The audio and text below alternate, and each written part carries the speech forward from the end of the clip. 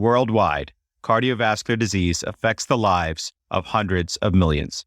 Dedicated cardio nerds everywhere are working hard to fight this global epidemic. These are their stories. Hi everyone, Dan Emmender here. On behalf of all of us at CardioNerds, we are thrilled to bring you our Decipher the Guidelines series for the 2022 AHA ACC HFSA Guideline for the Management of Heart Failure.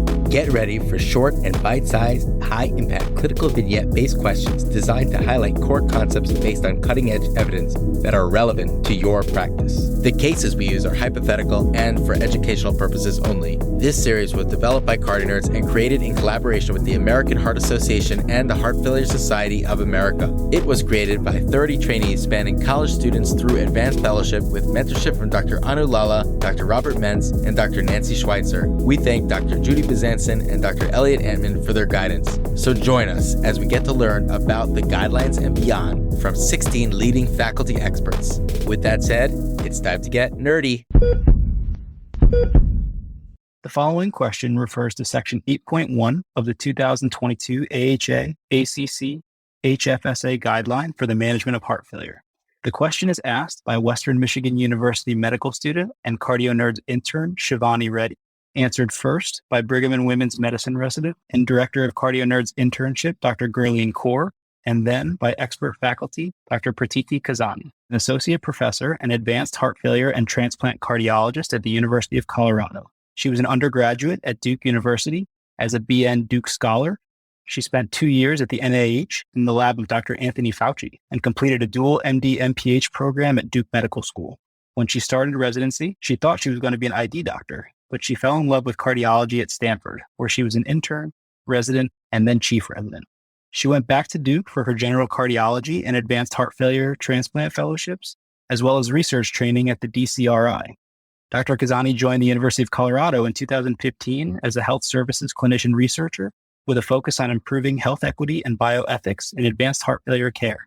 She mentors medical students, residents, and fellows, and is a faculty mentor for the University of Colorado Cardiology Fellows House of Cards mentoring group.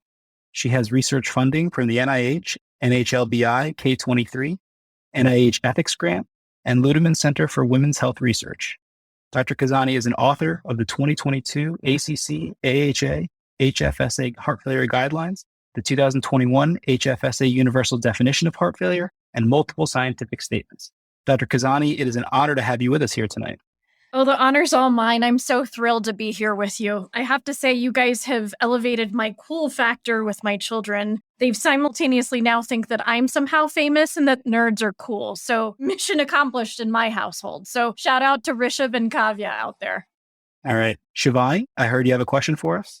Thank you, Mike. Yeah, so today our patient is a 64-year-old woman with a history of chronic systolic heart failure, secondary to non-ischemic cardiomyopathy with an LVEF of 15 to 20%, status post dual chamber ICD, who presents for routine follow-up. She reports several months of progressive fatigue, dyspnea, and peripheral edema. She's been hospitalized twice in the past year with acute decompensated heart failure, and efforts to optimize guideline-directed medical therapy have been tempered by episodes of lightheadedness and hypotension. Her exam is notable for an elevated JBP, an S3 heart sound, and a 3x6 holosystolic murmur best heard at the apex with radiation to the axilla. Labs show sodium of 130, creatinine of 1.8 for 1.1 6 months prior, and NT-proBNP at 1200. Additionally, EKG in the clinic shows sinus rhythm and a non-specific IVCD with QRS of 116 milliseconds. Her most recent TTE shows biventricular dilation with LVEF of 15 to 20%, moderate functional mitral regurgitation, moderate functional tricuspid regurgitation, and an estimated right ventricular systolic pressure of 40. What is the most appropriate next step in management? A. Refer to EP for upgrade to CRTD. B. Increase sacubitril valsartan dose. C. Refer for advanced therapies evaluation. Or D. Start treatment with milrinone infusion. Gurleen, can you help us out with this question here? Thank you so much, Shivani. So in this case, the correct answer is C. Refer for advanced therapies evaluation. Our patient here has multiple signs and symptoms of advanced heart failure, including NYHA class 3 to 4 functional status, persistently elevated natriuretic peptides, severely reduced LVEF, evidence of end organ dysfunction, multiple hospitalizations for acute decompensated heart failure, edema despite escalating doses of diuretics, as well as progressive intolerance to GDMT. Importantly, the 2018 European Society of Cardiology revised the definition of advanced heart failure with a focus on refractory symptoms rather than cardiac function, and more clearly acknowledges that advanced heart failure can occur in patients without severely reduced LVEF, such as in those patients with isolated RV dysfunction, uncorrectable valvular or congenital heart disease, and in patients with preserved and mildly reduced LVEF. In such patients with advanced heart failure, when it's consistent with the patient's goals of care, timely referral for heart failure specialty care is recommended to review heart failure management and assess suitability for advanced heart failure therapies. These include LVADs, cardiac transplantation, palliative care, and palliative inotropes. And the 2022 AHA ACC HFSA Guidelines have a Class 1 level of evidence CLD recommendation for this. Clinical indicators of advanced heart failure should prompt a possible referral to an advanced heart failure specialist, and these clinical indicators can be remembered by the I Need Help acronym. The acronym stands for I for IV inotropes, N for NYHA class 3B to 4 or persistently elevated natriuretic peptides, E for end organ dysfunction, the next E for ejection fraction less than 35%, D for defibrillator shocks, H for hospitalizations more than one in the past year, E for edema despite escalating diuretics, L for low systolic blood pressure less than 90 or high heart rate, P for prognostic medication or progressive intolerance or down titration of GDMT. In this patient, it would not be appropriate to refer to EP for CRTD upgrade, as this is a class 3 recommendation, level of evidence BR, in patients with QRS that's less than 120 millisecond, which is the case for our patient, which will have no benefit in terms of the CRTD upgrade. Increasing the dose of sacubitril valsartan would also not be appropriate in our patient because it would be unlikely to tolerate a higher dose given her complaints of lightheadedness and episodes of hypotension. And then finally, initiating treatment with IV inotropes would also not be appropriate in this setting for our patient. Although the use of IV inotropes is a class 1 recommendation, level of evidence BNR in the current guidelines for the treatment of cardiogenic shock, the patient described in our question stem does not meet clinical criteria for cardiogenic shock. So the main takeaway from this question is that clinical indicators for advanced heart failure can be remembered by the I Need Help acronym, and that there's a class 1 level of evidence C recommendation for these patients to be referred to heart failure specialists for further management and assessment for advanced therapies when consistent with the patient's goals of care. Dr. Khazanie, I would like to turn it over to you to hear your thoughts about this patient and learn about when to refer for advanced heart failure therapies, what this evaluation entails, as well as the role of palliative specialists. And if you could also touch upon considerations for special populations like women and underrepresented racial and ethnic groups who are more likely to get late referrals to advanced heart failure.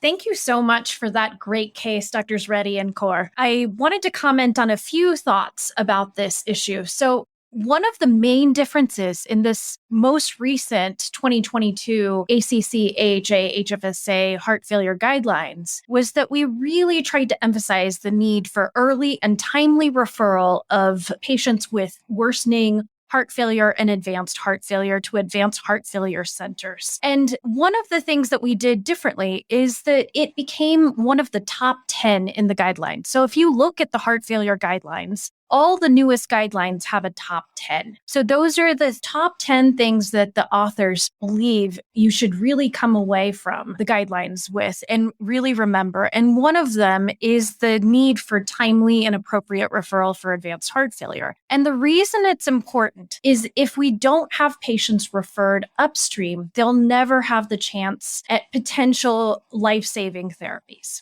So it's become such an important topic that we actually authored a separate scientific statement through the American Heart Association entitled The Timely and Appropriate Referral for Patients with Advanced Heart Failure. I was the vice chair for that statement. Alana Morris was the chair, and Dr. Mark Drasner was my co-vice chair, along with a group of experts. And we outlined some of the reasons why patients should be referred. I Need Help was part of that, but we also include other issues. And we wanted to emphasize the fact that we can do a lot more in advanced heart failure centers than just simply evaluating patients for transplant or LVAD. So some of the things that we can do at advanced heart failure centers, which is really nicely outlined in that scientific statement that came out in 2021 in Circulation, was we can look at patients and decide if they need help with advanced directives, assess their heart failure etiology and figure out if there's anything that's potentially reversible, look at heart failure and comorbidity management, so things like self-care, psychosocial needs, up-titrating guideline-directed medical therapy, financial and insurance needs. We can look at prognosis and functional capacity through CPX, so cardiopulmonary exercise stress testing and other things. And there's also other additional therapeutic options that we can look at that can be done at a number of different centers, but we can do it in a multidisciplinary approach, looking at things like PA, pressure sensors, valvular interventions if people need them, pharmacologic and catheter-based therapies to control for arrhythmias, outpatient use of IV inotropes, and then obviously, we also look at things like heart transplantation and LVAD. The other thing that we have available after a patient is referred is part of our multidisciplinary team involves a collaborative care with palliative and hospice specialists. And this is an integral piece of advanced heart failure care that often gets ignored. We often think about what we can do for patients, what kind of intervention we can do. Sometimes patients are not candidates, good medical candidates, or for other reasons, they may not be candidates for heart replacement therapies, namely heart transplant or LVAD. And so we really do need to do concomitant palliative care evaluation and counseling, as well as eventual plans for potential hospice if patients need it. I think a lot of times patients feel like going towards something aggressive like heart transplant or LVAD is the brave thing to do, but sometimes pursuing palliative care and fighting for peace and fighting for comfort, it can be just as brave. And it's important to counsel patients on the different therapies that we have available, one of which is potentially focusing more on continued palliative care and then potentially hospice. The other piece that you brought up is a really important one and something that's very near and dear to my heart, which is the consideration for patients coming from special populations, namely women, underrepresented racial and ethnic minorities, and other groups. And so what we found is that the advanced heart failure patient pathway is very complex. It starts upstream in the community. So you have to be, one, referred. And then once you're referred to an advanced heart failure center, we then go through a very complex evaluation, which involves both medical and psychosocial evaluation. What we've seen from those data that occur within an advanced heart failure center at the evaluation stage, from looking at long-term registry data, it looks like the percentage of women and ethnic minorities who are evaluated is fairly low. We don't actually know the denominator of the total number of patients in the community who are suffering from end-stage heart failure. That's just not captured well in administrative data, in big data, and it's something that a lot of groups are working on now. But we do know that the percentages for use of LVADs and transplants and the evaluation for all these therapies is really low in these populations. And so one of the key steps now in order to improve equity in advanced heart failure care is to move upstream into the community and try to figure out, how do we diagnose patients early? How do we improve access to care? How do we make sure that people are actually referred? if they even get primary care versus if they see a cardiologist at all, and then if they actually end up going to see a subspecialist. All of these things are very tricky, and they really do seem to originate very high upstream in the process. So I think the key is to start upstream and also focus on things like what Dr. Clyde Yancey says, which is prevention of disease in the first place.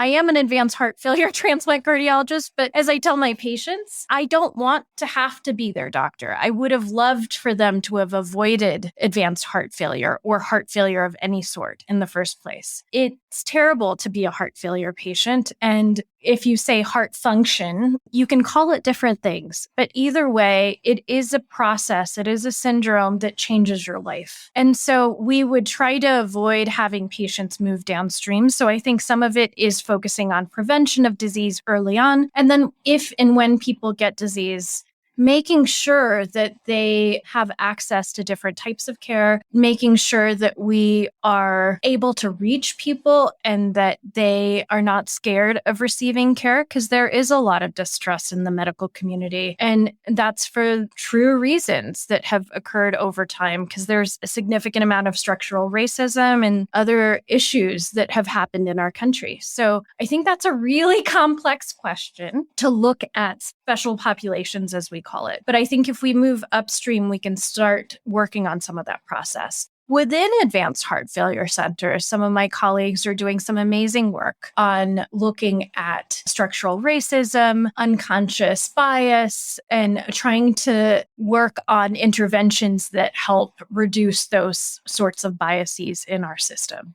Thank you so much, Dr. Khazanie. It was so great to learn about what exactly the advanced heart failure evaluation entails and how it's so much more than just evaluation for transplant, as well as hearing about how it's important to move upstream in the care for heart failure to allow for more equity, and how prevention also has a role moving forward when we think about and consider heart failure as a disease.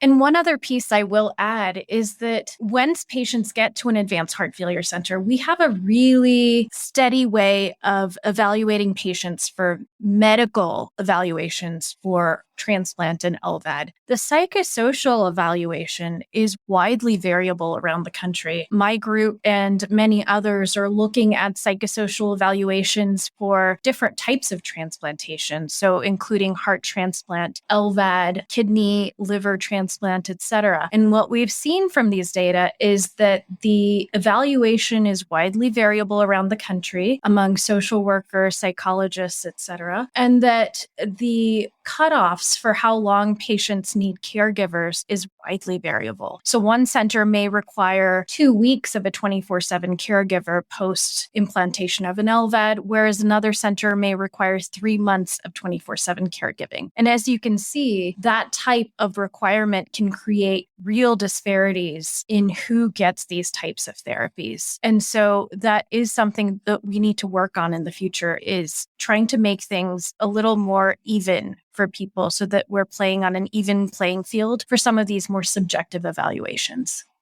Gurleen, thank you so much for sharing that awesome acronym for the clinical indicators of advanced heart failure, which I'll definitely turn back to whenever I need help with assessing for advanced heart failure in patients. And Dr. Khazanie, thank you so much for this fabulous discussion on the role and components of advanced therapies evaluation for patients with advanced heart failure. Also, thank you so much for shedding light on how or where palliative care and hospice fit into the picture, and for kind of helping us think about what we need to be doing for some of the underrepresented groups like women and minorities. Thank you so much. It was my pleasure to be here. I've always loved CardioNerds, and you guys are awesome. Keep up the good work.